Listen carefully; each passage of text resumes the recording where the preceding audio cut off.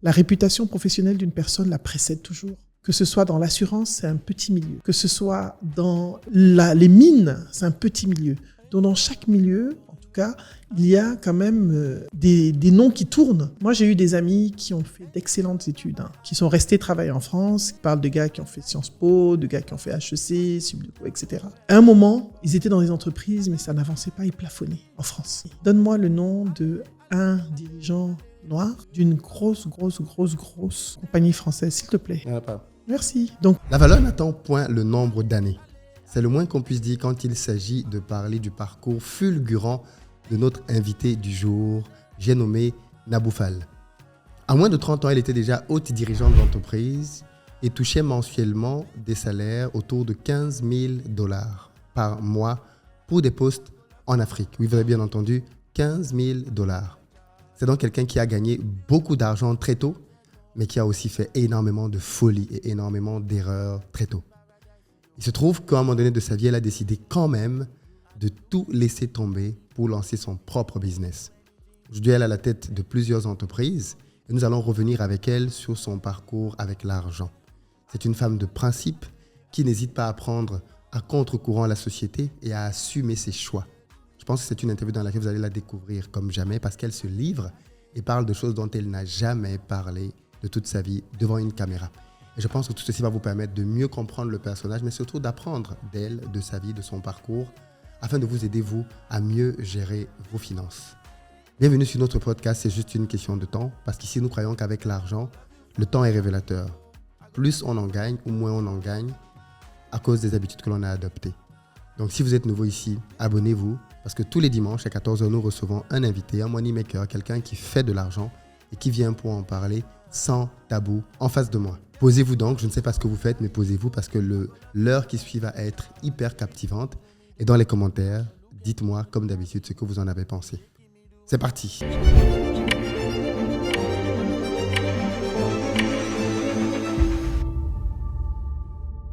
Bonjour Nabou. bonjour Philippe. Merci beaucoup d'avoir accepté de venir sur notre podcast. C'est juste une question de temps pour parler de finances. Est-ce que tu veux juste commencer par te présenter pour les gens qui ne te connaissent pas encore? Alors, je suis Nabou Fall, chef d'entreprise aujourd'hui. Je dirige une entreprise qui s'appelle Nabou Fall Academy et une autre qui s'appelle Viséo, qui est une agence de com, et l'autre une académie de formation. Et je suis cofondatrice d'un incubateur qui s'appelle Impact Hub à Abidjan. Ça fait beaucoup de choses. Ouais. D'où te vient ta passion pour... C'est quoi? C'est le business, les affaires? Est-ce que c'est l'argent qui te motive? C'est quoi tout? Ça fait beaucoup de choses quand même. C'est l'impact qui me motive, qui me drive. Ok. Mais qu'est-ce que tu mets derrière l'impact? Ça veut dire quoi? La transformation de l'humain et la métamorphose du mindset. Ok. C'est quoi les trucs que tu vois aujourd'hui dans le mindset couramment et qui pour toi sont de vrais freins à la réussite chez les gens? Le doute, le manque de confiance en soi et le manque d'audace. Les gens doutent tant que ça? Les gens doutent beaucoup.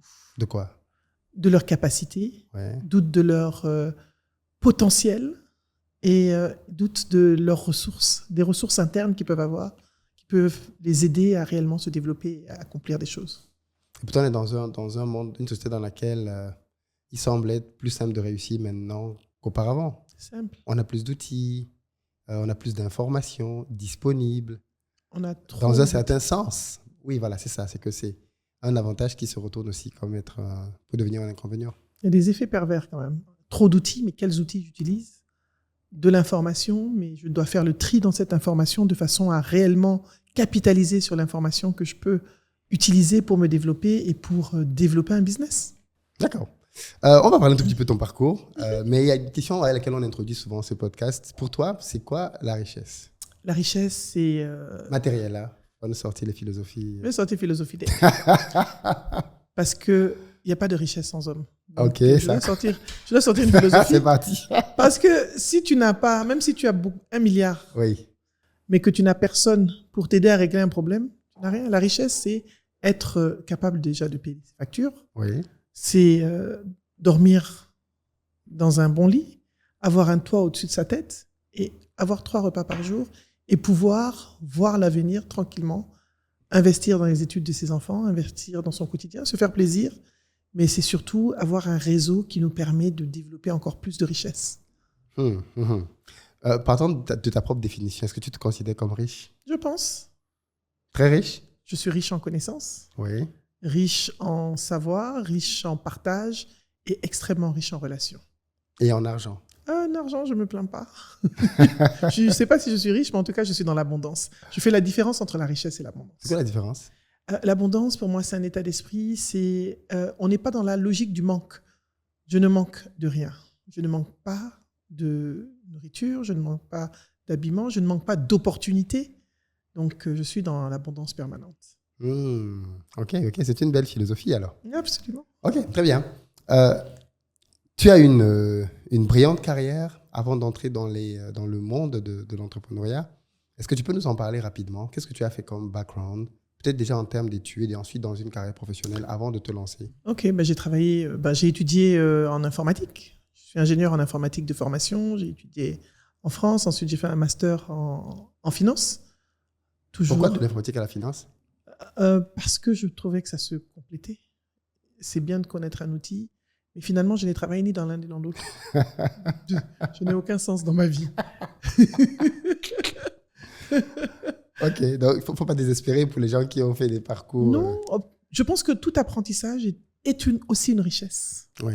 Parce que le savoir, il m'appartient et je l'utilise. Il façonne mon mental, mon état d'esprit, Oui. mon mindset, ma façon de réfléchir, parce que grâce à l'informatique, je suis extrêmement analytique, très, très analytique. Je faisais de l'analyse, de la programmation. Je suis assez logique. Et grâce aux finances, je sais lire des bilans, je sais compter, je sais évaluer les choses, je sais développer un business plan, je sais analyser la rentabilité d'une entreprise, etc. Donc, le savoir ne se perd pas. Ce qui était très utile dans ta vie d'investisseur maintenant. Oui, aujourd'hui, mais qui m'a été utile aussi dans ma vie, dans ma carrière. Puisque j'ai commencé une carrière ensuite dans le marketing, ça n'a rien à voir, que je connaissais absolument pas. Pourquoi le marketing d'ailleurs? L'opportunité? En fait, on a créé une entreprise. Et mon patron de l'époque m'a dit, voilà, il n'y a que toi et moi dans l'entreprise aujourd'hui, plus le directeur technique. On est 3. Où est-ce que tu veux aller travailler? Tu choisis. J'ai réfléchi. J'ai dit, je me vois bien au marketing. Je ne savais même pas vraiment ce que c'était. Et je suis allé au marketing. Voilà, tout simplement. C'était ici, c'était à Abidjan. Tu as commencé dans le marketing? Oui, j'ai commencé dans le marketing. Ça t'a plu? J'ai aimé, puisque j'ai fait carrière dedans. Je me suis auto-formé, j'ai eu des mentors, des personnes qui m'ont accompagné, qui m'ont donné de la motivation. Je leur ai dit, moi, je n'ai jamais fait ça. Je peux en citer un ami qui travaillait chez Bill Gates à l'époque, chez Microsoft. Et je lui ai dit, je ne vais jamais m'en sortir. Je ne sais même pas qui m'a envoyé. Il m'a dit, non, tu y arriveras, tu verras, ça ira et tout. Et puis, j'ai appris au fur et à mesure. Learning by doing, j'ai appris en faisant. Et donc, de cette expérience de marketing, ça va bien se passer et tu vas aller de pas en pas dans le marketing? Direction. Marketing. Ah oui, directement, tu passes en direction? Non, chef de division d'abord. Dans la même boîte? Non. Ailleurs? Dans la boîte, je suis chef de division. Parce qu'il n'y a pas de... Il n'y a personne? Il n'y a personne. Ah, ouais. Non, je suis forcément chef de division. Une société qui est une grande société aujourd'hui. Mais comme elle ne te sponsorise pas, on ne dira pas le nom. Tout à fait. Nous, on aime l'argent, sponsorisez-nous. Tout à fait, tu as raison. Donc, et ensuite, je suis passé dans un autre pays. J'ai eu une opportunité. J'ai été contacté par un monsieur que j'ai rencontré à un mariage au Congo où je ne voulais pas aller, qui m'a dit, écoute, on va monter une société de télécom à Brazzaville. Est-ce que tu peux venir passer un entretien au Caire? Et je suis allé passer un entretien au Caire avec Naguib Sawiris, qui est un homme très, très riche en Égypte et en Afrique. Je me suis retrouvé au Caire, je me rappelle. J'ai quitté Abidjan, je suis allé passer un entretien au Caire. Et j'ai été recruté après 10 minutes d'entretien parce que personne ne voulait aller à Brazzaville après la guerre. Et j'ai demandé un salaire, on me l'a tout de suite donné. Tu n'as pas dit, j'aurais dû demander plus. Non, parce que ce qui s'est passé, c'est qu'avant ça, j'ai un ami qui m'avait dit, tu sais, quand tu vas à la faute, demandez beaucoup.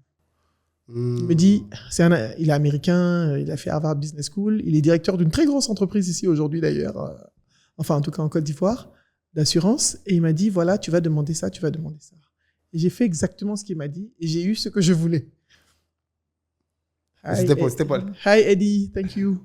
C'était pour aller faire quoi? Développer l'activité? Directeur marketing et commercial. Ok. Il y avait déjà le directeur financier, directeur technique, directeur général et moi, directeur marketing et commercial, en lancement, en start-up phase, puisque c'était déjà mon expertise précédente.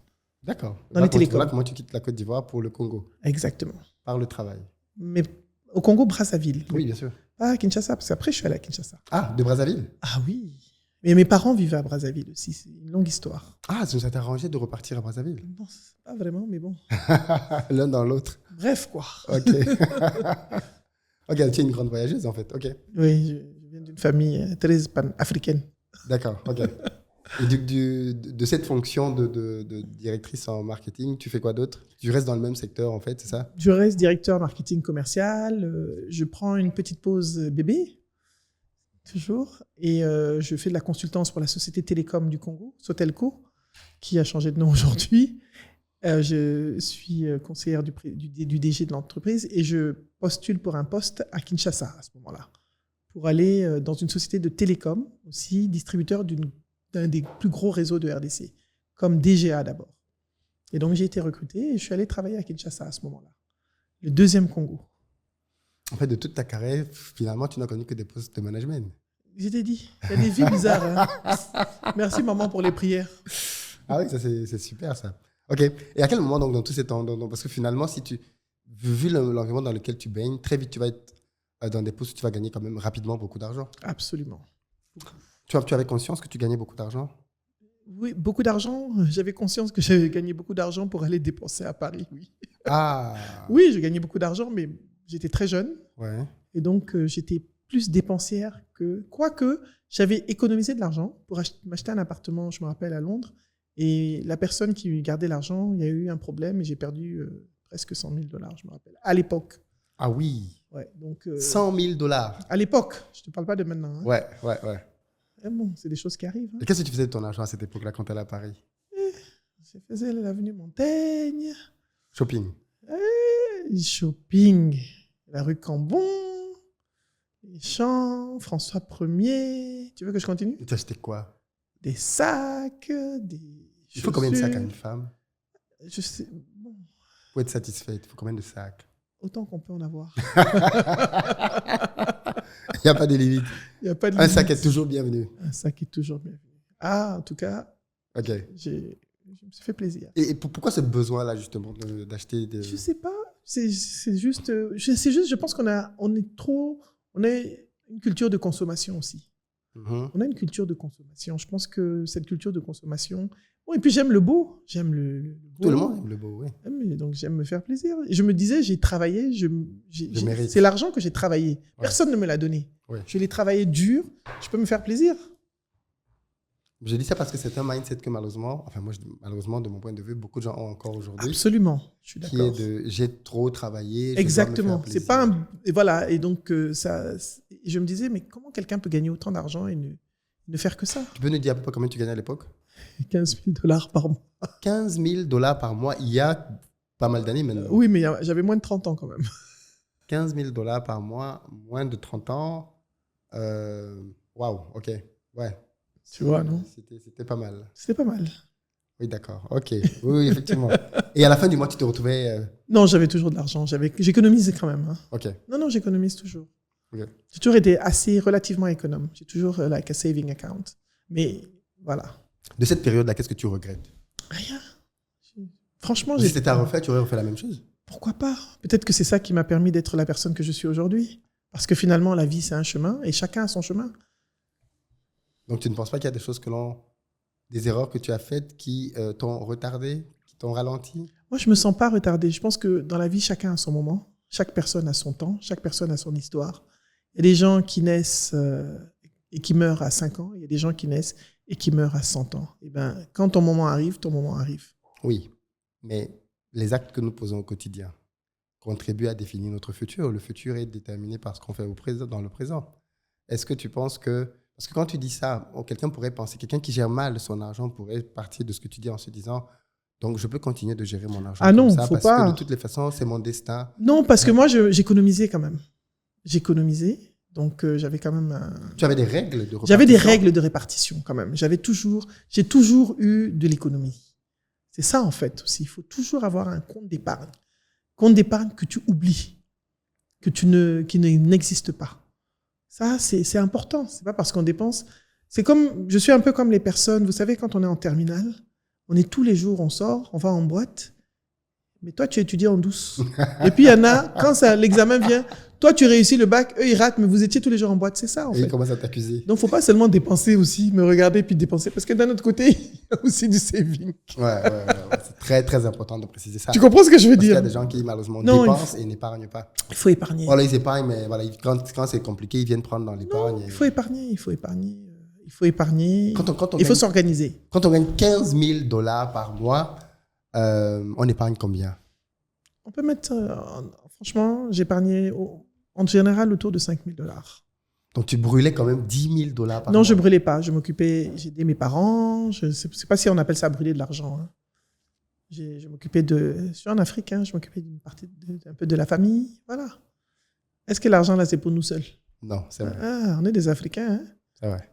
Et justement, tu n'avais pas le sentiment que la famille s'appuyait trop sur toi? Pas du tout, parce que mes parents n'ont jamais été un fardeau, mais on sortait de guerre à Brazzaville. Et mes parents ont vécu quand même beaucoup de destruction. On a été pillés, donc c'était une période de transition. Sinon, mes parents n'ont jamais été des parents qui ont compté sur moi, vraiment, quoi. Mais c'était par devoir qu'on le fait, pas parce qu'ils nous le demandent. Et puis bon, je suis désolé, la richesse aussi, c'est la bénédiction des parents. Hein. C'est vrai. En tout cas, moi, j'y tiens. Ouais. Tu es enfant unique? De mon père, oui. D'accord, ok. Ok. Je veux vraiment insister dessus parce que 15 000 €, les gens peuvent se dire, ouais, mais c'est trop d'argent, je n'aurai jamais ce genre de somme. Bien sûr. Comment on fait, justement, pour quelqu'un qui nous suit là et qui est admiratif de ça, comment on fait pour gagner 15 000 €, 15 000 $? Eh bien, il faut travailler dur, il faut être prêt à sacrifier ses week-ends, il faut apporter de la valeur à l'entreprise, il faut atteindre ses objectifs, les objectifs que l'entreprise te fixe, puisque ça, c'est en entreprise. Hein. Mais toi, tu as d'abord fait confiance au début, parce que des gens on m'a fait confiance dur, parce que il y a des gens qui travaillent dur, ils ont 1000 balles, d'autres qui travaillent dur, ils ont 2000. Moi, on m'a fait confiance parce que j'avais une expérience derrière. Et j'avais une réputation. J'étais en start-up phase, j'ai commencé très jeune à travailler. Et mon ancien patron m'a fait confiance. Et jusqu'à aujourd'hui, je le connais et il m'a fait de bonnes recommandations. Donc, il y a tout ça aussi qui suit. On était dans un milieu, je travaillais dans les télécoms, c'était un petit milieu. Tous les milieux sont petits. Dans le milieu bancaire, c'est un milieu financier, c'est petit, les gens se connaissent. La réputation professionnelle d'une personne la précède toujours. Que ce soit dans l'assurance, c'est un petit milieu. Que ce soit dans les mines, c'est un petit milieu. Donc dans chaque milieu, en tout cas, il y a quand même des noms qui tournent. Et voilà. Et donc, on va aller chercher là-dedans. Quelqu'un qui nous suit là maintenant, qui est dans une carrière salariale et qui vise haut, qui veut devenir manager. Tu as été pendant longtemps dans le top management. Comment on fait pour se démarquer aux yeux d'un manager pour atteindre ce genre de fonction? Alors, pour se démarquer aux yeux d'un manager, déjà, il faut oser. Le problème, c'est que les gens n'osent pas. Mais il faut se donner les moyens pour être la personne qu'il faut pour être dans le poste. Et à ce moment-là, il faut développer des compétences de management. Et des compétences de management, ça ne s'improvise pas. C'est l'écoute, c'est la collaboration, c'est la délégation, c'est comment est-ce que je peux montrer que j'ai un leadership qui va réellement m'imposer et me permettre de m'imposer en tant que manager au sein d'une entité ou d'une entreprise. Et ça, on ne peut le montrer qu'en s'exprimant et en disant ce que l'on pense de façon bien sûr structurée, mais aussi en ayant des informations pertinentes sur l'entreprise dans laquelle on est. C'est-à-dire que je suis en entreprise, je dois avoir un réseau interne aussi. Le réseau aussi. Je suis désolé, je peux dire que aussi, ce qui m'a aidé, c'est aussi le réseau. Les gens, connaître les bonnes personnes et dire aux gens ce qu'on a envie de devenir. Parce que souvent, on est en poste, et moi, je le vois souvent parce que je travaille avec énormément d'entreprises, j'accompagne énormément de personnes pour des entreprises, dans des programmes, etc., qu'on développe pour des corporates. Et le DG, souvent, me disent, oui, mais ils ne m'ont pas dit qu'ils voulaient ce poste. J'ai eu l'expérience il y a un an et demi avec une entreprise, une grosse boîte de télécom pour laquelle j'avais développé un programme de leadership pour les femmes sur 6 mois. Et il y avait une des dames dans le programme qui me dit, oui, moi je voulais le poste. Il y avait un poste qui s'était libéré, un poste de direction. Elle était à un poste aussi assez élevé. Quand elle est partie, je dis, va voir le DG, va lui en parler. Le DG dit, mais pourquoi est-ce que tu n'es pas venu me voir? Moi, j'aurais su que ça t'intéressait. Aujourd'hui, on n'est plus dans le mérite. La croissance au mérite, c'est plus ça. Il faut savoir ce que l'on veut, être intentionnel dans la façon de gérer sa carrière et se donner les moyens d'être la bonne personne pour le poste que l'on veut atteindre. On ne sera jamais la bonne personne à 100%, mais au moins à 60-70%. Ça veut dire que quelqu'un qui nous suit maintenant, prenons le cas d'une jeune dame qui bosse à Paris, qui travaille dans un cabinet, qui touche 2 000 € junior, qui veut se démarquer, tu lui dis, c'est quoi? C'est cible un poste qui t'intéresse? Ouais. Arrange-toi à avoir les compétences qu'il faut et va en parler, va dire je veux ce poste. Va dire je veux ce poste, mais travaille pour avoir ce poste. Travaille pour avoir ce poste et développe le réseau de personnes qui peuvent t'aider à avoir ce poste en interne. Si tu es l'ennemi de tout le monde, tu n'auras pas le poste. On n'a pas dit aussi d'aller faire de la lèche. Ouais. Parce que ça aussi, on n'aime pas. Mais au moins, sois une personne développe ton assertivité. C'est une compétence qui est importante. Parce qu'on va pas poster. Il y a des gens qui sont gentils, qui sont sympas, mais ils n'ont pas l'étoffe de manager. Ils n'ont même pas... Un manager, c'est quelqu'un de froid, c'est quelqu'un de non, pas du dur, tout. Au contraire. De cassant. Non, pas du tout. Parce Un manager, c'est... L'étoffe, c'est-à-dire que... En fait. Non, pas forcément, mais ils n'ont pas envie de prendre des responsabilités. Ok. C'est quelqu'un de responsable. C'est quelqu'un qui prend des initiatives. C'est quelqu'un qui écoute les autres. C'est quelqu'un qui accepte de collaborer avec des personnes. Il y a des personnes qui sont extrêmement brillantes, mais qui n'ont juste pas envie de travailler avec d'autres personnes. Ils n'ont pas envie de travailler en équipe. Voilà. Un manager fait aussi bien travailler les autres. La délégation, il faut qu'il accepte de déléguer. Si je suis manager, que je suis la seule personne à travailler et que je ne partage pas le travail à d'autres personnes, ça va être difficile. Et comment savoir donc que là, je suis dans une impasse dans cette boîte, il faut que je parte? On ne le sait pas, on le sent. À un moment, on sent que sa carrière n'évolue pas.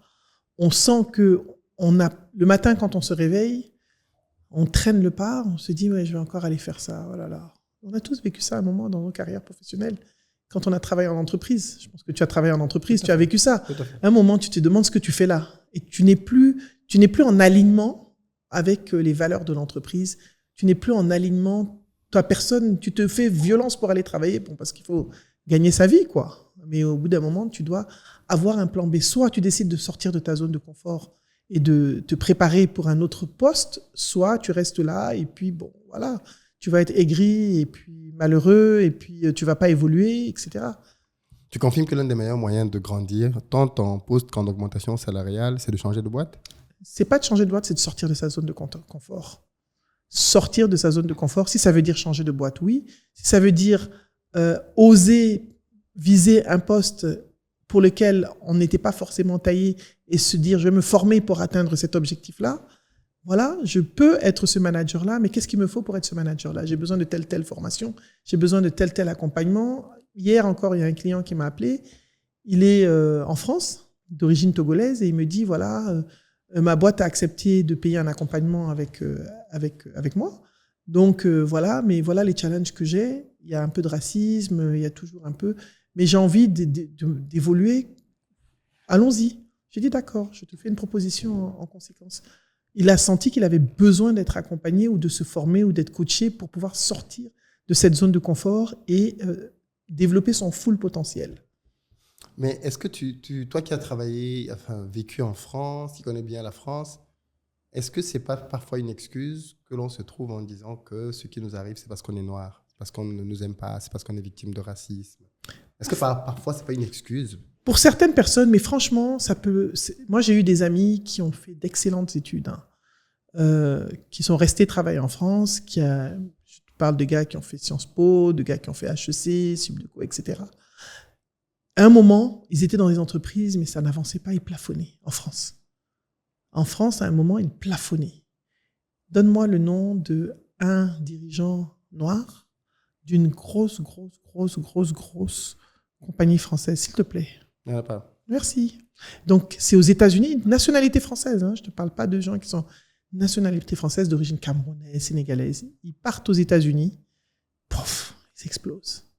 Ils vont dans des multinationales d'autres pays, pouf, ils explosent. C'est des observations.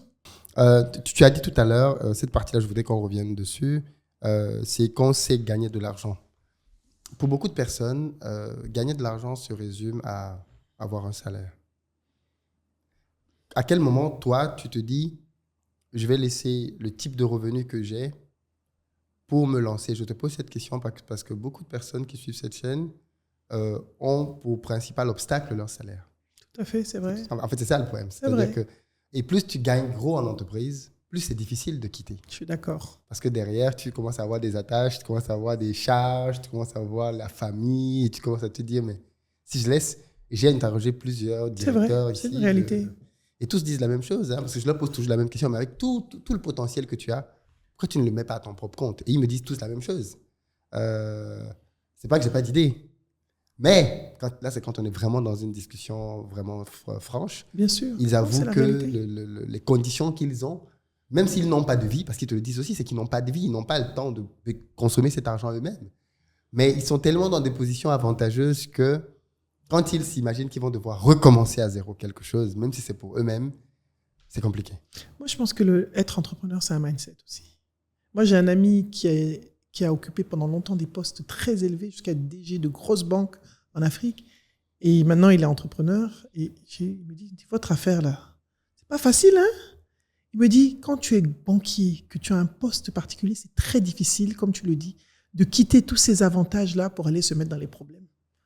Et il se rend compte, il dit, même si tu as des millions de dollars d'économies, tes économies, là, ça diminue chaque jour, en fait, tant que tu n'as pas trouvé la recette qui te permet de générer un certain revenu.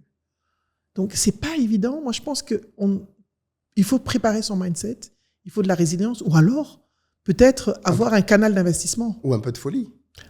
Bon, de l'audace. De l'audace, c'est ça. De l'audace. Ou alors avoir un canal d'investissement. Se dire, voilà, je vais me mettre avec des gens, je vais investir, et accompagner des entrepreneurs. On a pas mal, je pense qu'on discutait plus tôt, on a un business angel, un réseau de business angel, oui. Et on a pas mal de personnes qui sont des cadres dirigeants, qui sont en France, un peu partout, qui investissent avec nous. Pourquoi pas être dans un business angel sûr? On a aussi le réseau de femmes de WIC, Women Investment Club. On a aussi des femmes qui ont des postes, qui sont directrices et tout, qui mettent un certain montant d'argent et on investit ensemble. Donc ça aussi, c'est des solutions. Ça te permet de générer de l'investissement et en même temps de rester dans ta zone de confort. Tout le monde n'est pas forcément obligé d'être entrepreneur. Ça, c'est ce que je dis toujours. Mais toi, Nabou, quand tu quittes ton dernier poste dans lequel tu gagnes, je ne sais pas combien, tu te rappelles de ton dernier salaire? On est à combien? Toujours autour de... Ça, c'est hors bonus. Ça, c'est hors bonus, non? Toujours autour de beaucoup d'argent. Donc, tu laisses un salaire de beaucoup d'argent. Qu'est-ce qui te fait te dire à un moment donné, je vais laisser tout ça, je vais me lancer à mon propre compte? Je vais créer mon académie, je vais créer mon business. Bon. J'en ai marre de travailler pour des gens. Alors, j'ai d'abord créé mon agence de com. Ouais. Donc, j'ai une agence où je faisais de l'affichage, une régie de panneaux en RDC à Kinshasa. Et en parallèle de ton boulot? Non, ça? Jamais. C'était ton premier Non, c'est pas mon premier. En parallèle de mon boulot, j'ai eu des magasins, j'ai tout fait. J'ai 40 vies, j'ai eu une boutique à Brazzaville, 2 boutiques à Kinshasa, laisse tomber. Mais je me suis rendu compte que ça, là, si tu n'es pas assis dedans, ça marche pas. Ouais. C'est comme, il faut être dans son magasin. Même si Donc tu étais grande directrice, mais tu avais tes boutiques au quartier. Toujours en train de chercher l'argent à droite, à gauche. Moi, je vendais tout. J'ai vendu les cosmétiques, les habits, je cherche toujours. Bon, c'est pas que ça marchait pas, mais ça marchait des fois, je crois, plus pour ma vendeuse que pour moi. Parce que je n'avais pas le temps de m'asseoir dans le commerce. Parce que le commerce, tu dois t'asseoir dedans. Oui. Quel que soit le business que tu fais, même si tu t'assois. Daily business, oui. Ça, c'est ma leçon de business. Donc, je me suis dit, quand j'ai arrêté, j'ai fermé les magasins. Tu ne peux pas suivre 4 lièvres à la fois en début. Et je me suis concentré sur l'entreprise. Complètement. Complètement concentré sur l'entreprise. Ah, ça a commencé à prendre. C'était très dur. Parce que l'entrepreneuriat, ce n'est pas facile. Mais des fois, pourquoi tu as tout... Justement, c'est ça le point. C'est pourquoi tu quittes. Parce qu'en fait, je m'ennuyais. Pour aller vers un truc compliqué. Je m'ennuyais. Je ne me... Comme tu vois, le matin, tu te réveilles là. Oui. Je n'étais plus dedans. Je n'étais pas heureuse et je m'ennuyais sérieusement. Et je pense que j'avais capitalisé assez d'années d'expérience pour pouvoir essayer de... Je me suis dit, je vais essayer. Si ça ne marche pas, je vais aller rechercher un boulot. Je peux trouver du boulot. Ah oui. Tu vois ce que je veux dire dans le secteur dans lequel je suis. Oui. Je dépose mon CV, je vais me débrouiller, c'est pas grave. Mais j'essaye au moins. Si ça prend, tant mieux. Si ça prend pas, ça va. Je vais aller faire autre chose. Mais au moins, j'essaye. Et puis, j'avais besoin... J'ai toujours été dans les challenges. Comme je t'ai dit, j'étais dans des startup phases.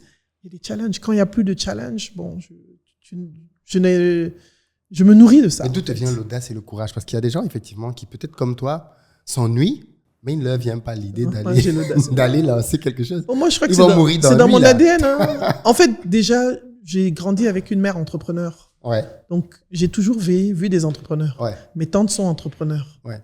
J'ai des oncles entrepreneurs. Donc, déjà, Ça joue d'avoir un ça environnement. joue de voir des gens qui n'ont pas peur de gagner comme de perdre. Ouais, Tu vois ce que je veux dire? Ouais. Ils peuvent gagner aujourd'hui, demain, ils peuvent perdre. Et puis bon, il recommence. on recommence, c'est tout. En fait, c'est ça aussi le truc.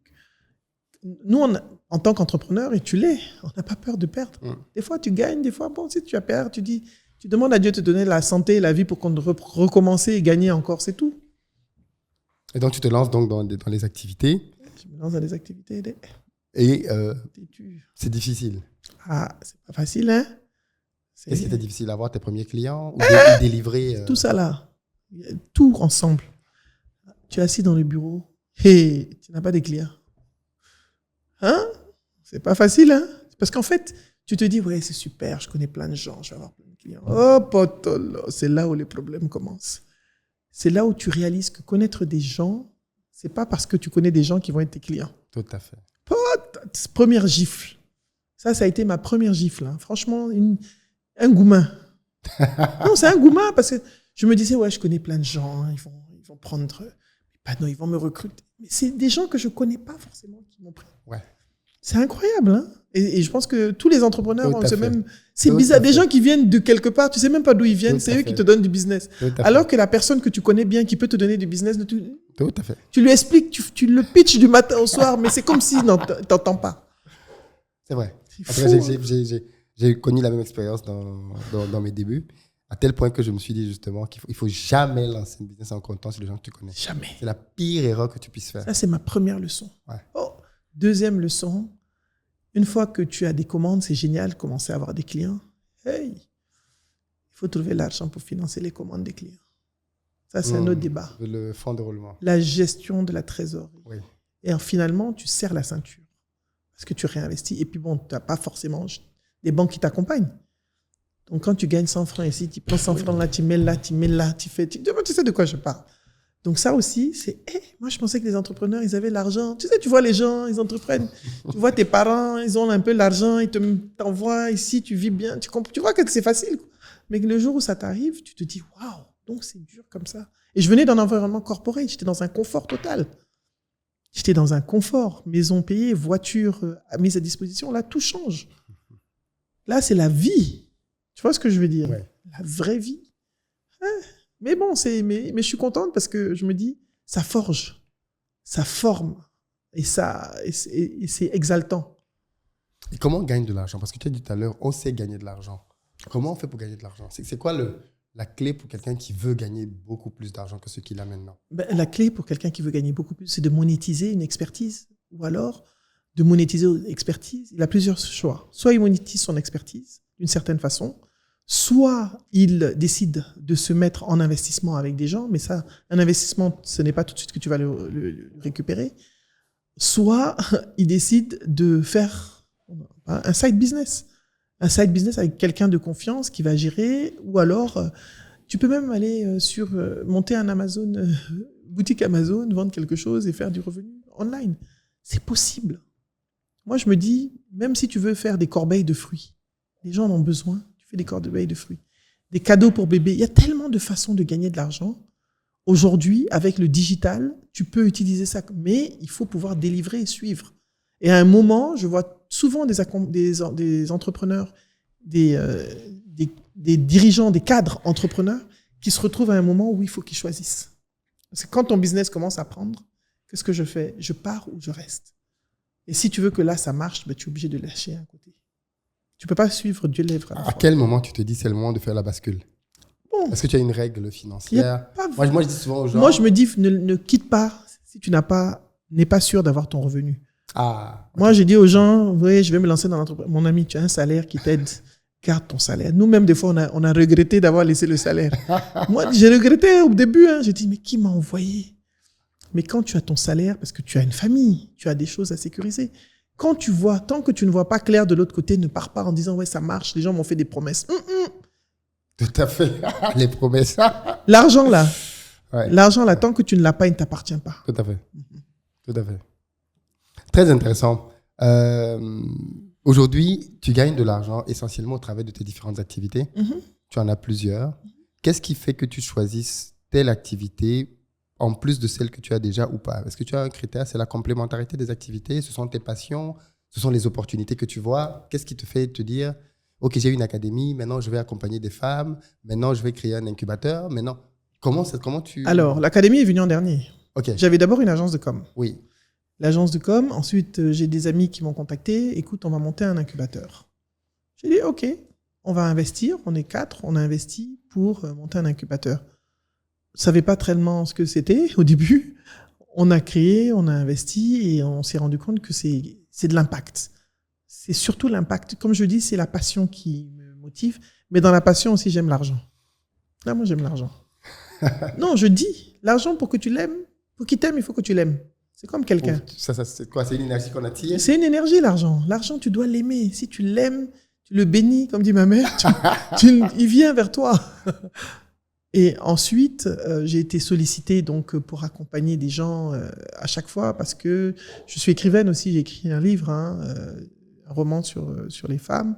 Donc, j'ai été sollicitée de par mon expérience aussi professionnelle, mon chemin en tant que cadre dirigeante, tout ce que j'ai pu vivre. Donc, forcément, les gens viennent vers moi de façon naturelle pour me dire, voilà, tu es passé par là, comment est-ce qu'on peut... Et je me suis formée aussi pour pouvoir mieux accompagner les gens. J'avais des outils, certes, mais il y a toujours besoin d'outils supplémentaires et je n'arrête pas de me former. La semaine dernière, j'étais au Mali pour me former encore pour un nouvel outil. Donc, me former au fur et à mesure pour accompagner, pour mieux former, etc.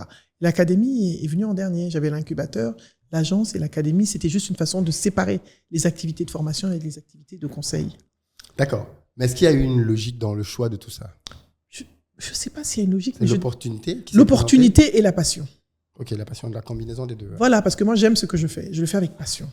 Mais en même temps, il y a des opportunités et je cherche des opportunités. Quand je vais quelque part, je vais faire des rendez-vous, je cherche des clients comme tout le monde. C'est quoi, d'après toi, tes meilleures opérations financières? Là-dessus, dont tu te dis, ah ça, j'en suis vraiment fier. Ça a marché. Il y en a, hein. Cite-nous-en quelques-unes. Tu ne peux pas donner le nom des clients. Ah, d'accord, OK. Tu veux que je donne le nom des clients? Non, pas forcément, mais qu'est-ce qui s'est passé? Non, je rencontre des gens, on me dit, écoute, on voudrait que tu formes des gens. Voilà. C'est quelques petits millions. Et puis voilà. Un bon contrat chez toi, c'est combien? Ah. À peu près. Franchement, il ne faut pas que les clients voient et puis ils vont diminuer mes prix. Non, au contraire. Bon, ils vont voir où tu es positionné. Disons, en général, déjà pour l'accompagnement individuel, je ne fais pas à moins de 350-400 € la session individuelle. Donc, sur 5 sessions. Donc déjà, ça, mais je ne fais pas beaucoup d'individuels parce que je diminue l'individuel. Mais sur le collectif, en général, c'est par personne. Donc, et là, ça peut être sur du 10 jours, ça peut être du 20-30 000 €, des choses comme ça, sur 10 jours. Intéressant. Bien sûr. Intéressant. Très bien. A contrario, c'est quoi tes pires erreurs financières? Tu te dis, oh là là, j'en ai beaucoup. Je me suis fait arnaquer. Je me suis fait arnaquer. Comme une bleue. Comme tout le monde, hein. Tu te fais arnaquer. Des fois, tu vas... Exemple. Tu fais des formations. Tu dis, on va vous payer. Oh non, on a un problème. Ça m'est arrivé récemment. J'ai perdu. Ça, c'est du vol, ça. C'est pas... Si la personne t'explique qu'il a un problème, c'est pas du vol. Qu'est-ce que tu veux? Et là, après que tu aies fait la formation, il ne peut pas avoir un problème. Il ne savait pas qu'il avait un problème. Avant que tu le fasses. Je vais faire comment? Je ne peux pas. Donc, il y a ça. Et puis, il y a aussi l'arnaque, c'est tous les jours, hein, pour les entrepreneurs. Il y a des gens, tu leur donnes le prix, tu fais le travail. Le jour où le virement arrive, tu vois qu'il y a 30% qui manquent. C'est pour ça que je n'aime pas les individus. J'aime pas trop les individuels. Il y a des individus qui sont très sérieux. Mais il y a beaucoup de gens. Tu me rappelles, j'ai été arnaqué par 2 femmes. Ah oui? Des femmes arnaques? Des femmes arnaques. J'ai été arnaqué par une dame à Dakar et une dame au Bénin. Dakar? Une Sénégalaise, oui, et une Béninoise qui m'ont arnaqué. En fait, moi, j'ai travaillé. Elle s'appelle comment? Non, je n'expose pas les gens comme ça. Je les laisse à Dieu. Non, j'ai pas de stress. Je t'embête. Non, je peux pas l'exposer. Qu'est-ce qui s'est passé? C'est pas toi qui avais exposé quelqu'un qui te devait l'argent. J'ai dit, est-ce que mais il ne devait pas, il m'avait volé. J'ai dit, mais elles aussi, elles m'ont volé. C'est du vol. C'est vrai. Une dame, après, je vais sur son Instagram. Elle était à Paris, en train de s'acheter des sacs chez Dior. J'ai dit, toi, chez Dior, petit argent que tu me dois là, tu peux me payer. Il y a une autre, elle a disparu. Ça m'a fait mal parce que je travaille beaucoup sur la confiance. Ouais. Franchement, mes clients, je leur fais confiance. Et je me suis jamais fait arnaquer par des clients individuels. Ils sont toujours très sérieux. Ouais. Mais là, c'était la première fois. Les deux, elles se connaissaient? Non, ils ne se connaissent pas. Ça n'a rien à voir. C'était une et puis une autre. En même temps à peu près ou Non, à 1 ou 2 ans. Mais qu'est-ce qui s'est passé? Elles sont venues te voir parce que Je les ai coachées okay. et le virement n'arrivait jamais. On avançait, on finissait, le virement n'arrive pas. Ma sœur est décédée. Ensuite, mais ta sœur est décédée. Après, tu es sur les champs tu es dans l'avion en business, je suis à Istanbul. Et je ne comprends pas, quoi. Donc, je me suis fait arnaquer par 2 femmes. Ouais. C'est dommage. Non, on se fait arnaquer. C'est ça le pire, c'est que non seulement elles arnaquent, mais elles ont l'outrecuidance d'exposer un style de vie. Surtout celle-là. L'autre, non, elle a disparu. Je ne sais même plus où elle est. Elle a perdu. Elle s'est fait petite. Elle a disparu. L'autre, elle est sur les réseaux sociaux. Et puis, les gens sont là et commentent. Ah, tu es génial. Bravo. Ça fait mal. Ça. Le gourmet de ça. Oui. C'est mon modèle. Les gens là, j'ai dit, les VI. Tu la vois là, les mèches naturelles là, machin. Et il m'a dit donc. Je lui ai dit, un jour, je lui ai dit, je vais appeler ton père et ton mari. Ah oui? J'ai failli appeler son père et son mari. Après, j'ai dit, ça ne vaut pas le coup. Elle a répondu quoi? Elle m'a zappé. Des fois, si tu l'appelles, elle va répondre. Et puis après, quand elle voit que c'est moi, pouf, elle coupe. C'est incroyable. Et son père a un grand poste aux impôts au Sénégal. Directeur aux impôts au Sénégal. Donc, c'est une jeune? Oui, elle est jeune, elle n'a même pas 30 ans. Mariée, avec ses enfants, son mari, tout ça là. Il faut la voir faire la star sur les réseaux sociaux. Et moi aussi, je vais commenter sur son Instagram. Je dis, tu es bien habillée, hein? Tu ne me connais pas. Elle like. Moi-même, je vais. Ah, tu vas pas liker. Si tu me connais. C'est parce que les gens comme ça, il ne faut pas les bloquer. Oui, toujours. Faut voir ce qu'ils font. Non. Ah, tu es bien habillée aujourd'hui. Quand elle doit voir ton commentaire. Et ça la fatigue parce qu'elle ne peut pas me bloquer aussi. Parce qu'elle se dit, celle-là, qu'est-ce qu'elle est capable de faire? Oui. Bon. Ouais. Je me suis fait arnaquer aussi par un monsieur au Mali. Tiens. Je faisais à chaque fois des conférences pour lui. Il ne m'a toujours pas payé, d'ailleurs. On a un engagement cette année. Je l'ai bloqué là. Il a fait la conférence cette année. Il m'appelle. Je dis, je ne viendrai pas. Tu ne m'as pas payé l'année dernière. Alors que quand il commençait, j'ai accepté de faire gratuitement pour lui. C'est vrai qu'on a travaillé plusieurs années. Il m'a payé. Mais là, au bout d'1 an, il refait la conférence. Il me dit qu'il n'a pas été payé. Il n'a pas d'argent. Voilà. Tu te connais très bien. Les arnaques. Ah, c'est ça la vie d'entrepreneur. Hein? C'est pas facile. Mais tu sais très bien de quoi je parle. Oui, complètement. On vit ça. Je ne sais pas si tu vas en parler, mais en off, tu m'as parlé aussi d'une arnaque que tu as subie pour un achat. Tu veux en parler dans l'immobilier? Oui. Bah, écoute, ça, c'était de l'argent que j'avais confié à une amie parce que je voulais acheter un appartement à l'époque, quand j'étais salarié. Et je lui ai dit, écoute, voilà, c'est l'argent pour la garantie pour l'appartement. En fait, elle, c'est pas qu'elle m'a arnaqué, elle a été arnaquée. Elle-même. Et quand elle a été arnaquée, il n'y avait pas que moi, il y avait moi et puis une autre amie qui est au Ghana. Notre argent est parti avec. Elle-même, On parle de combien? Pour vous trois, à peu près? Non, c'était beaucoup d'argent. Parce qu'elle avait beaucoup d'argent, mon amie, celle à qui j'avais confié l'argent. L'autre aussi avait confié beaucoup d'argent. Et elle avait un ami, parce que j'étais allé chez elle à Londres, je me rappelle, elle avait un ami là, avec qui elle faisait des affaires. Il était tout le temps là. Déjà, c'est lui qui l'a arnaqué. Il mangeait avec nous tout le temps, il était tout le temps à la maison. C'était lui l'arnaqueur.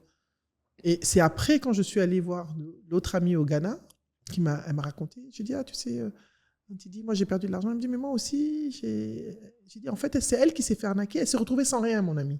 Donc, tu peux pas, elle n'a vraiment plus rien. Elle a perdu tout ce qu'elle avait alors qu'elle avait vraiment beaucoup d'argent. Dans cette histoire? Ah oui, elle avait beaucoup d'argent. Donc, c'est pas qu'elle m'a arnaqué. Elle a été arnaquée. Mais c'était quoi l'arnaque? Tu te rappelles un peu?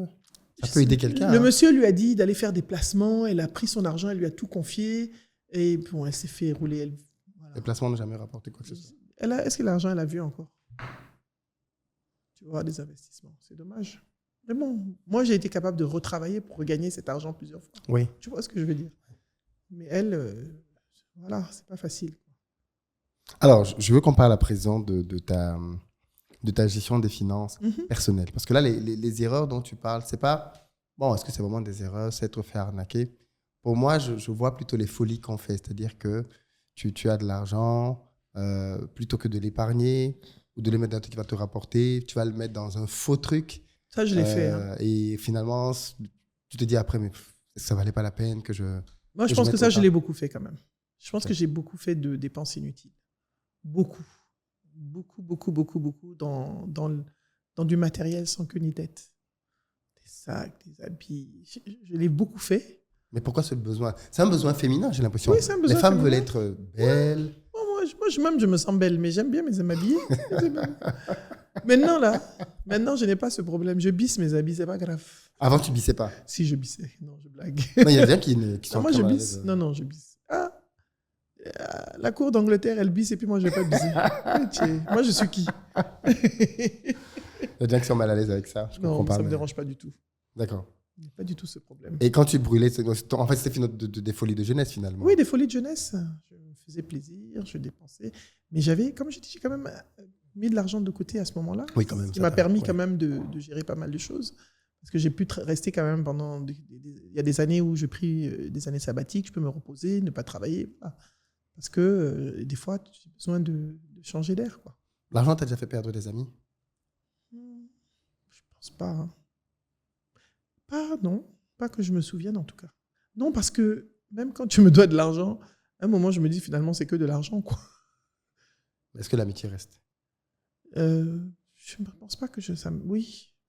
Bon, mon ami Donc dont tu je ris parle... avec quelqu'un, il sait qu'il a ton âge. Il Non, t'a pas jamais les deux remboursé. dames là. Les deux dames là, je ris Non, pas les avec deux dames. elles. là, Ah c'est non, pas- c'était pas tes amis. oui. l'autre aussi. Non, c'est pas mes amis. Mais l'autre, celui qui me donne l'argent au Mali, c'est comme un petit frère. Ah, je l'ai pas avec lui. Je l'ai bloqué. Toi, non, mais c'est toi. J'ai dit, non, parce que je n'aime pas. Je trouve qu'il a été malhonnête dans sa façon de faire. Quelqu'un qui n'a réellement pas d'argent, je ne peux pas me fâcher contre lui. Mon amie, elle a été vraiment arnaquée elle-même. Et je sais qu'elle a vraiment des problèmes. Depuis plusieurs années, elle vit des choses difficiles, tu vois. Et toi, tu es là, tu vis, tu me dois mon argent et puis tu ne me donnes pas. Ça, on ne peut pas s'entendre. Alors, à titre personnel, est-ce que tu te considères comme une bonne épargnante? Je suis une bonne investisseuse. Oui, parce que j'épargne en investissement. Enfin, ça, tu expliques, développe. Alors, j'ai de l'immobilier, OK? j'ai des actions, Dans les entreprises? dans des actions à la bourse. Ah, la bourse, OK. J'investis à la bourse et j'investis dans des entreprises. OK. Donc, voilà. Donc, ça fait que C'est ton trio c'est mon trio immobilier, immobilier, action. actions et OK, entreprise. Donc, et puis, j'investis dans les études de mes enfants. C'est un investissement pour moi. Pourquoi tu considères comme étant un investissement? Parce que s'ils ont leur diplôme, comme nous, nos parents, toi, tu as eu un héritage. Non. Bon, voilà. Donc, c'est ça là qui est là. Tu comptes laisser un héritage à tes enfants? Ouais, bon, je sais pas. Je leur laisse les études déjà. Qu'ils aient les études, bon, oui, ils auront certainement l'immobilier. Est-ce que tu penses que l'école fait réussir? Est-ce que Pas tu penses que forcément. dans les prochaines années, l'école va encore être déterminante dans la réussite? Je pense que l'école est importante, mais ce n'est pas l'école qui va être déterminant. Ouais. Ça n'a jamais été l'école qui est déterminant. La preuve, on a plein d'amis qui étaient les premiers de la classe. Ils sont où? Ils sont où les premiers de la classe? Là où ils sont. Tu as vu? En tout cas, pas premier dans la vie, forcément. Ah, voilà. Donc, ça n'a rien à voir. Mais c'est l'école de la vie qui nous forme.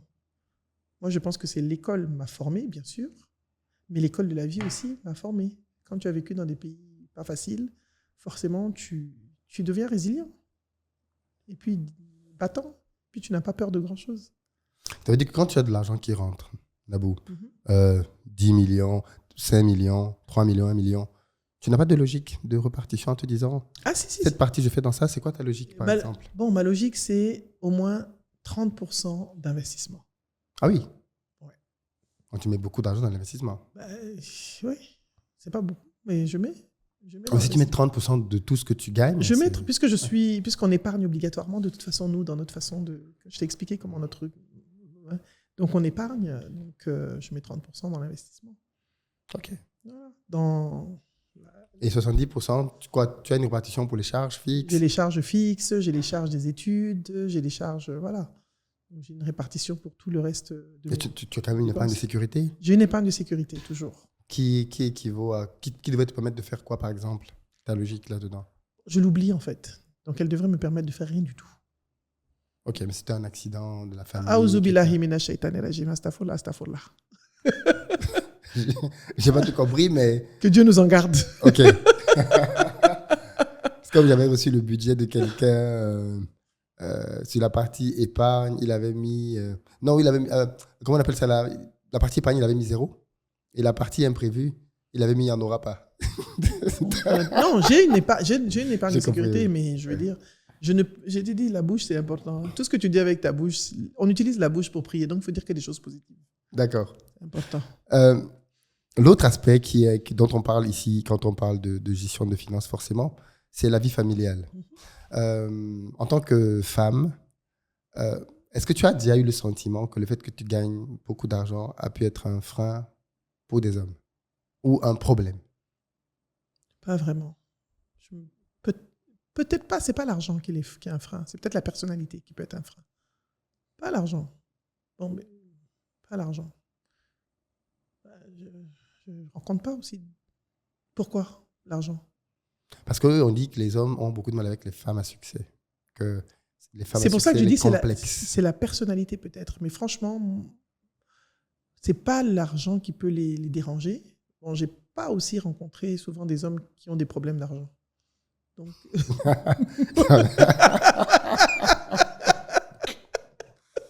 c'est pas bien ce que je dis. Non, mais c'est drôle parce qu'on a une émission, peut-être qu'on t'invitera, dont le thème est, pour le coup, c'est une émission, c'est un débat. C'est une émission qui s'appelle Parlons Cash. Et le thème, c'est je ne peux pas me mettre avec quelqu'un qui n'a pas d'argent. Non, mais c'est pas que je ne peux pas, je ne les rencontre pas. Je te parle du thème. Ah, tu les rencontres pas? Ils ne sont pas dans ton environnement. Bah, écoute, ouais, non, il n'y en a pas. Hein. Je sais pas, je vais les rencontrer. Non. Tu discrimines les hommes en fonction Je ne les discrimine pas, je ne les vois pas. Je ne les sais pas. Comment tu ne les vois pas? Si, tu les vois, ils sont autour de toi. Mais non, mais où veux je sais pas. Je sais pas. Je sais pas, dans ton quartier, dans ton immeuble. Ben, je sais pas. Dans mon immeuble, ben déjà, si tu es dans mon immeuble, c'est que tu peux payer mon immeuble. C'est le frère de quelqu'un qui est dans l'immeuble. Non, je sais pas. Non, c'est pas que je ne discrimine personne. Mais c'est... Et puis, il y a plus que l'argent. Il y a des gens qui ont de la conversation, qui ont un background. Oui. Mais on dit... Je vais te philosopher ici tout de suite. Toi qui parles avec les femmes, justement, qui, j'imagine, plusieurs font de l'argent. Si toi, tu n'as jamais été confronté à ça, aucune des femmes que tu n'accompagnes n'a été confrontée à ça. Non, quand je dis j'ai pas été confronté à ça, je veux dire, tu sens que les hommes sont pas forcément à l'aise. Ah. Ils sont pas forcément à l'aise parce que c'est pas méchant, c'est parce qu'ils veulent faire pour toi. Un homme, il veut pouvoir provide, s'occuper. Et si peut-être il pense... Et les hommes se font des idées parce que souvent les femmes n'attendent pas des grandes choses. Elles veulent de la présence, elles veulent aussi des attentions, etc. Mais bon, aussi, il y a un minimum, quoi. Tu ne vas pas être avec quelqu'un qui va... Comme on dit à Abidjan, si tu ne peux pas m'arranger, il ne faut pas me déranger. Mais ça veut dire quoi, ça? Ça veut dire que... Ce qui est à moi est à moi, point. Ah, ça veut dire quoi? Mais ce qui est à toi est à nous. Ouh là là là, très bon point, très bon point, très bon point. C'est ta philosophie? C'est la vie. C'est écrit dans le Coran même. Ça t'arrange surtout?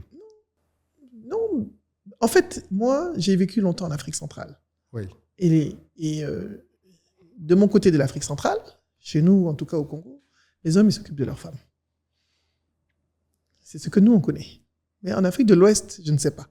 Les Ouest africains sont un peu radins quand même, à part peut-être certains pays. Ça, c'est un autre débat. C'est drôle parce que c'est quelque chose qui se généralise dans la jeunesse, pour les jeunes filles en tout cas. Est-ce qu'il n'y a pas une dérive là-dedans pour les jeunes filles maintenant de se dire je vais chercher quelqu'un qui va me prendre en charge? Non, je ne dis pas qu'une femme doit se faire prendre en charge. J'ai ce que j'ai. Quand tu viens, ne viens pas prendre ce que j'ai. Tu rapportes quelque chose dans ma vie. Tu ne viens pas pour me diminuer les choses de ma vie. Mais pourquoi alors que vous partagez tout? Pourquoi l'argent quand c'est l'argent? Parce que l'argent que je ne diminue, c'est les études de mes enfants que j'investis. C'est pour mes enfants. Je ne te demande pas de t'occuper de mes enfants, mais laisse-moi m'occuper de mes enfants. On va manger ensemble. Voilà. Tu aimes les affairages. Non, ce sont des principes qui... Non, mais je suis contre les femmes ne doivent pas se faire prendre en charge. Elles doivent être autonomes, indépendantes. Financièrement, bien sûr. Et les jeunes filles, si moi je dis ça, c'est parce que je suis autonome et indépendante financièrement. Je ne dépends de personne, que de moi-même et de mon Dieu. Donc, mais je veux dire, j'ai des amis qui se sont fait arnaquer par des hommes quand même. Ça veut dire quoi, arnaquer par un homme? Un homme vient, il finit tout son argent. Ça veut dire qu'il finit son argent? Mais il finit, il prend son argent. Quand on mange l'argent de l'homme, est-ce qu'on dit que la femme a fini l'argent de l'homme? Est-ce que nous, on finit l'argent des hommes? On a pitié d'eux. On a toujours pitié, on a de la compassion, on a de l'empathie. Quand même. Mais par contre, si tu es en couple avec quelqu'un, si ton compagnon a besoin d'aide, bien sûr, tu dois l'aider. Ça, je suis pour. Je ne suis pas contre. Tu comprends ce que je veux dire? Mhm.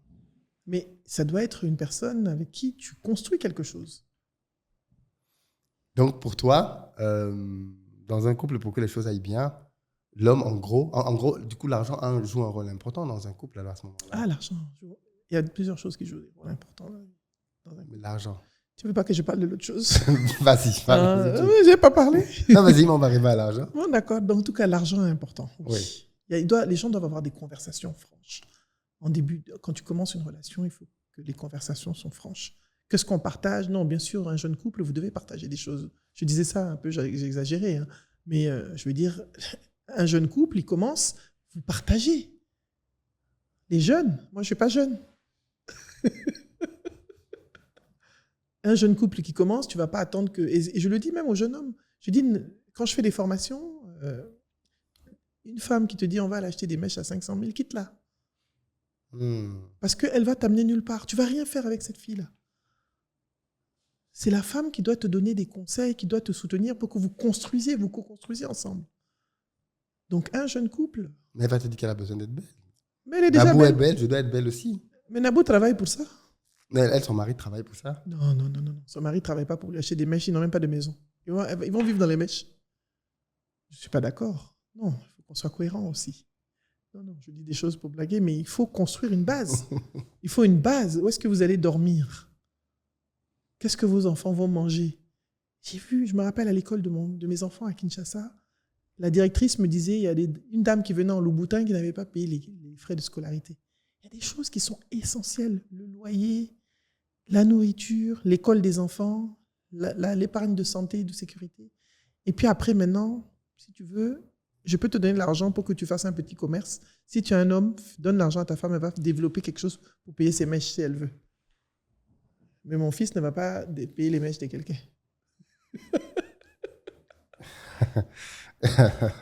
Le quelqu'un là, c'est la fille de quelqu'un aussi. Non, il peut payer sa maison, il peut s'occuper d'elle, mais pas sur des choses futiles alors qu'il vient de commencer la vie.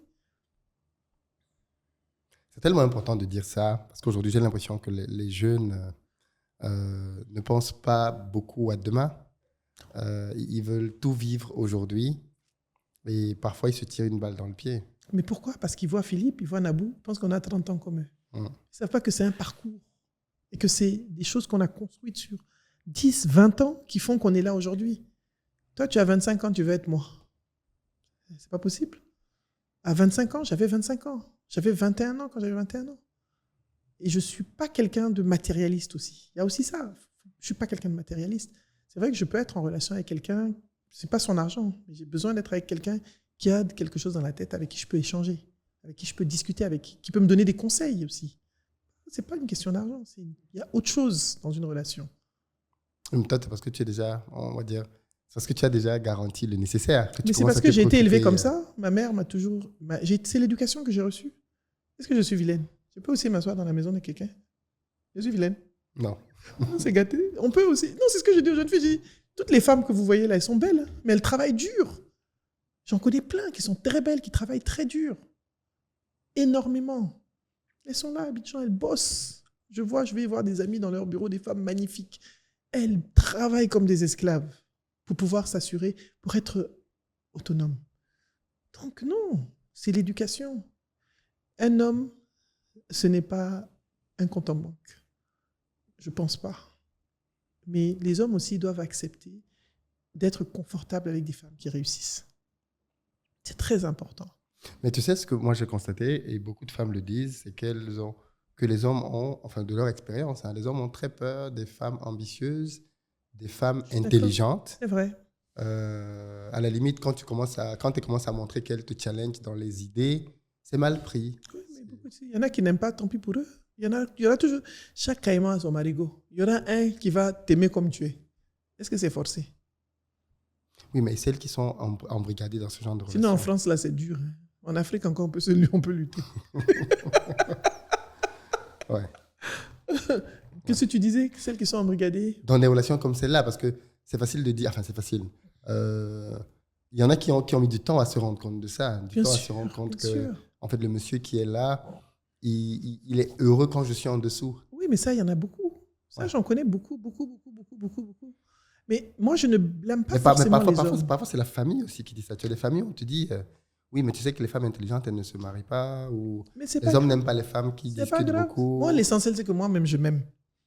La partie du film, là. Je m'aime, mes enfants m'aiment, ma maman m'aime, ma famille m'aime. Et c'est ce qu'on n'apprend pas aux filles à s'aimer elles-mêmes. Et c'est ça le problème. Mais à partir du moment où tu t'aimes, tu vas toujours trouver... Il y a toujours quelqu'un qui t'aimera pour ce que tu es. J'en suis persuadée. C'est pas forcé. Et c'est vrai que c'est difficile. Des fois, tu es dans des relations, on ne juge la relation de personne parce qu'on ne sait pas ce que les gens vivent à l'intérieur. Mais il y a aussi moi, je connais des couples où les hommes soutiennent leurs femmes. Il faut aussi qu'on dise les bonnes choses. Tout à fait. Moi, j'ai des amis, Tout à franchement, fait. j'ai un couple d'amis extraordinaire, j'en ai plusieurs, hein, où les maris sont là, ils soutiennent leurs femmes, ils encouragent leurs femmes. Donc, il faut pas qu'on soit toujours... On donne que des mauvais exemples tout le temps. Et je disais, aujourd'hui, j'avais un déjeuner avec un couple, le mari me dit, moi, je prépare, le samedi, je m'occupe des enfants, je fais ceci. Je dis, ouais, mais des gens comme vous, on a besoin de ces histoires-là. C'est pas parce que moi, j'ai pas une vie de couple épanouie que j'aime voir les autres épanouis, parce que ça me remonte le moral. Je me dis, ça existe. Que c'est possible. C'est possible. Il faut qu'on arrête de diaboliser le couple aussi. Et je pense j'ai l'impression qu'il y a un narratif que des choses négatives tout le temps. Il y a plein de jeunes couples qui se battent ensemble, qui co-construisent leurs choses ensemble. Celles qui rêvent de mèches, de machin, de ceci, de cela, bon, c'est bien. Mais et pourquoi ces couples-là sont moins visibles alors? Peut-être qu'il faudrait qu'on leur donne la parole. C'est peut-être notre rôle aussi. Quelque part, c'est aussi une mission qu'on doit peut-être se donner et essayer de... Moi, je disais à des amis à moi, mais un couple incroyable, j'aimerais bien que vous puissiez parler, quoi. Partager ce que vous avez construit. Ils ont des enfants qui ont plus de 20 ans, ils ont fait de belles choses ensemble. Quand le mari a soutenu sa femme, et j'en connais plusieurs, hein. Il y en a. Bon, les hommes, c'est des hommes, mais ils soutiennent leur femme. Ils ne sont pas du tout complexés, ils ne sont pas du tout mal à l'aise. Et elle m'a dit, moi, ma femme a commencé à gagner plus d'argent avant moi. Ils se soutiennent, quoi. Mais est-ce que tu ne reconnais pas aussi quand même que de l'autre côté, il y a des femmes qui ont du mal à gérer leur succès? C'est-à-dire que le fait qu'elles commencent peut-être à gagner plus d'argent, ça, je suis d'accord, fait qu'elles adoptent des attitudes difficiles. Ça peut arriver, oui. Ça arrive. De toute façon, il n'y a pas de règle absolue. Il y a des personnes qui ne comprennent pas que c'est pas... quand on a un couple solide, c'est beaucoup plus important que l'argent qu'on gagne. L'argent est important, c'est pour le confort du couple, mais le couple, c'est une équipe, en fait. C'est une équipe. Quand ça marche pour l'un, on doit se soutenir.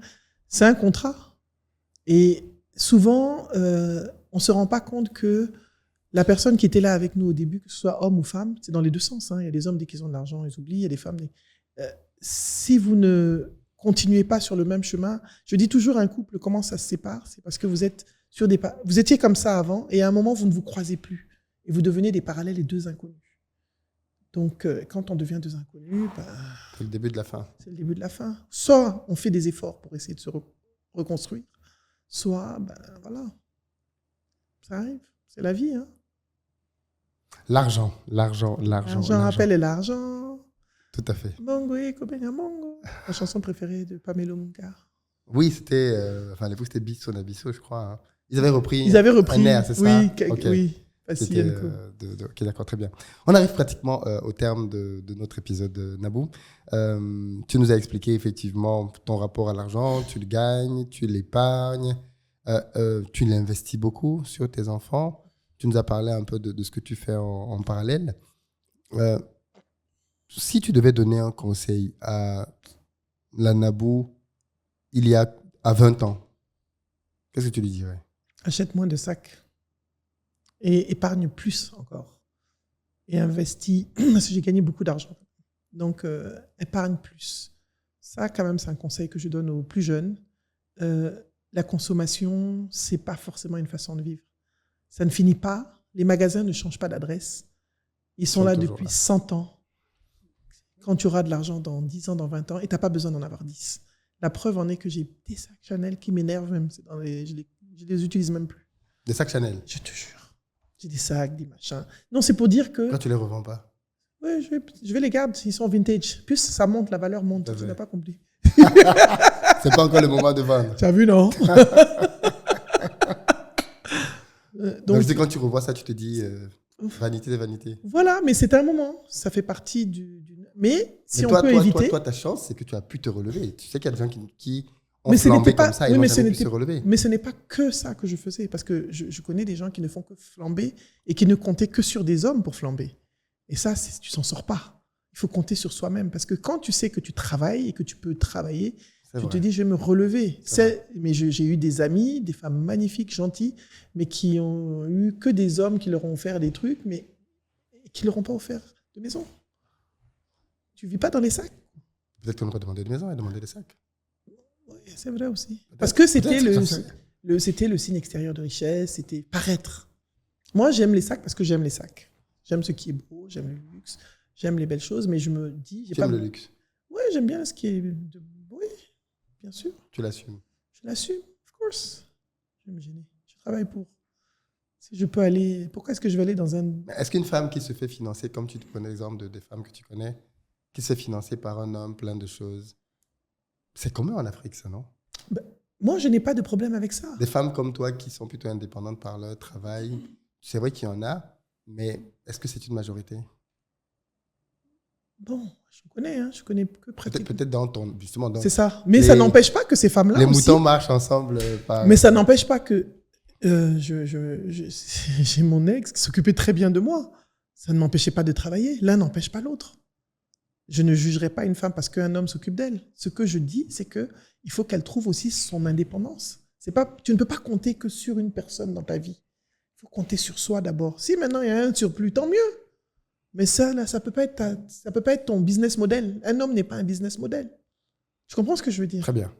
C'est pas parce que... Et même si moi, mon ex était extrêmement riche, je ne pense pas que ma relation n'était pas basée sur l'argent.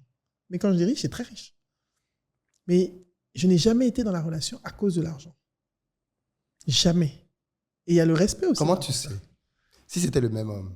Parce que je suis partie sans problème. Non, c'est pas la oui, mais oui. Parce que il y a des choses qui sont insupportables. Non, il a toujours été gentil. Ça n'a jamais été un problème d'insupportable. À un moment, il fallait... Non, ça n'a jamais été parce que c'était insupportable. Il m'a rien fait de mal. C'est quelqu'un de gentil, que Dieu le bénisse, le garde, mais il m'a rien fait. Mais... Donc ça veut dire que lui doit vraiment t'en vouloir alors? Non, il m'en veut pas du tout. On est très proches, on est très amis, on s'entend bien, il n'y a pas de souci. Vous n'avez jamais... Il t'a rien fait? Il m'a rien fait. Tu te lèves un matin, tu dis que tu t'en vas. On peut ne plus aimer les gens, ça fait pas.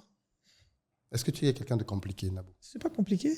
On est resté des dizaines d'années, non? Donc, Et un jour, l'amour est fini. Ça peut arriver. Donc, c'est pour te dire que c'est pas l'argent. C'est parce que quand je te dis... C'est vrai, tu serais resté. Voilà, c'est ça, c'est tout. Si c'était que seulement l'argent, je serais resté. Je parle pas de petit argent, je parle d'argent. C'est un critère de choix? Non, pas du tout. C'est deux personnes qui se sont rencontrées, qui se sont appréciées. Oui, mais est-ce que tout à l'heure, tu as dit que tu ne rencontres pas les pauvres? Mais je ne vais pas rencontrer des... Tu veux que je rencontre des gens? Si tu me fais rire, toi. Je ne rencontre pas les pauvres. Mais même mes copines. Non, mais je ne sais pas quoi. C'est vrai en plus. Oui, bien sûr, ça dépend des milieux que tu fréquentes. C'est là que tu rencontres les gens. Tu veux que je me mette... Je ne comprends pas. Tu veux que je me mette dans des problèmes là où je ne connais pas. C'est très intéressant. Et pourtant, de l'autre côté, il y a des... Alors, du coup, ça me pousse à te poser une question. Pour toi, l'amour, ce n'est pas un choix, c'est une décision? Est-ce que c'est juste une émotion? Est-ce qu'on ne décide pas d'aimer quelqu'un? C'est une émotion choisie. Donc on choisit de... Pas forcément. On doit avoir Est-ce qu'on subit? Non, ça ne doit pas. On le subit, il y a des gens qui le subissent, parce que quand tu ne t'aimes pas, tu subis l'amour. Mais quand tu t'aimes, tu n'accepteras pas des choses que tu ne veux pas. Quand tu t'aimes toi, et tu te mets en priorité d'abord, et tu fais ce que toi tu veux.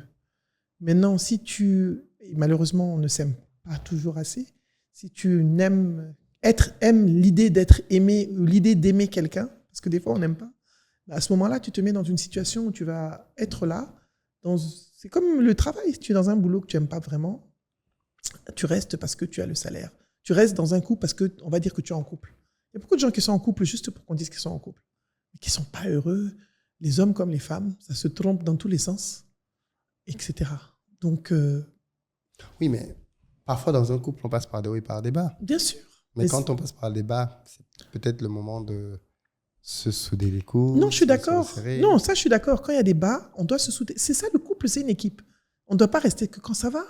Parce que moi, ça m'inquiète quand tu dis « je suis parti alors qu'il ne m'a rien fait ». En général, il faut qu'il y ait quelque chose qui te blesse. Non, il n'y a pas eu de blessure, mais je ne grandissais plus, je ne me sentais plus moi-même.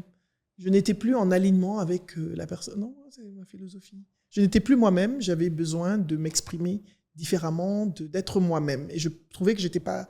Ça, c'est moi, hein. Je trouvais que j'étais plus moi-même. Tout le monde me disait, ah, tu es bizarre, mais ceci, cela, mais c'est moi. J'avais besoin de sortir de ma zone de confort. J'étais trop dans le confort. C'est drôle, ça. Tu as besoin de te mettre en danger, c'est ça? Non, pas de me mettre en Tu danger, mais trop de dans le confort. Non, pas du tout dans le confort. Faut que je sorte de là. Pas le confort financier, mais le confort intellectuel, le confort. Okay. Tu vois, j'avais besoin d'aller me développer autrement, d'autres challenges de vie. Et je savais que le fait de rester allait me... Je n'allais pas être là aujourd'hui. On n'aurait pas eu la Nabou Fall qu'on connaît tous. Voilà. Très bien. Mais écoute, Nabou, on arrive au terme de notre émission. On est très content de t'avoir reçu. Oui, on n'a pas vu le temps passer. Non, on te verra probablement dans une autre émission pour d'autres thématiques. Je te laisse juste le mot de la fin. Qu'est-ce que tu veux dire maintenant à une jeune femme, parce que tu parles beaucoup aux femmes, qui te suit là, qui nous suit là maintenant, et qui voudrait... qu'est-ce que tu veux qu'elle retienne de notre échange et comme conseil de vie que tu lui donnerais? Le plus important, c'est pas ce que tu sembles être, mais c'est ce que tu as. Alors, quand tu travailles, n'oublie pas de mettre de l'argent de côté pour ton avenir. Si tu veux financer tes études, si tu veux financer des investissements pour tes affaires, mets de l'argent de côté. Et ton premier mari, comme dirait ma mère, c'est ton travail, c'est ta source de revenus. C'est d'abord ça le plus important. Quel que soit l'âge que tu as, quand tu travailles, tu es autonome, tu es indépendante, tu auras toujours des gens pour te draguer, crois-moi. Ça, c'est moi qui dis ça. Donc, tu n'es pas serré de personne. Et apprends à t'aimer toi-même. Personne ne peut t'aimer plus que toi-même. Et travaille. Il n'y a pas de réussite sans travail. Ça, j'en suis persuadée. Et tu réussiras si tu te donnes les moyens et si tu as l'intention réelle de réussir par toi-même. Comme de nombreuses femmes, je ne suis pas la seule, il y a de nombreuses femmes qui réussissent. Tu vois, nos mamans qui sont au marché, qui ont élevé beaucoup de personnes, envoyées aux États-Unis, envoyées dans des universités. La réussite, elle est au bout du chemin du travail. Voilà, c'est ce que je peux dire. Et sois autonome. Merci. Je suis obligé de revenir parce que tu viens de dire... Oui, là, non. En fait, je crois que je comprends maintenant ta philosophie. J'ai dit quoi? Je comprends ta philosophie. Je veux que tu la clarifies juste. Vas-y. Ça veut dire que pour toi, ce que tu prônes dans les couples, dans les foyers, ce sont des femmes qui essayent de se construire, elles, de leur côté, en autonomie. Pourquoi? En préparation de quoi, Nabou? Si jamais le mari a un problème, moi j'ai beaucoup d'amis hommes, quand ils ont eu un problème, les femmes ne travaillaient pas. Elles n'ont pas pu les aider.